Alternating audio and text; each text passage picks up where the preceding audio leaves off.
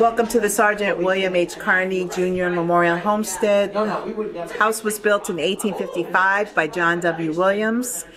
Mr. Williams was the father-in-law of Sergeant William H. Carney, who lived here with his wife Susanna and daughter Clara.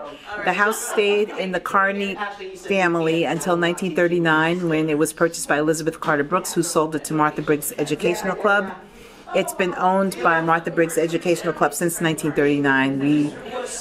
We are stewards of the home. We also provide scholarships to high school students. And all the details are pretty much original to the house. It hasn't had any major restorations. We've completed exterior restoration on the house, but we're getting ready to work on interior restoration.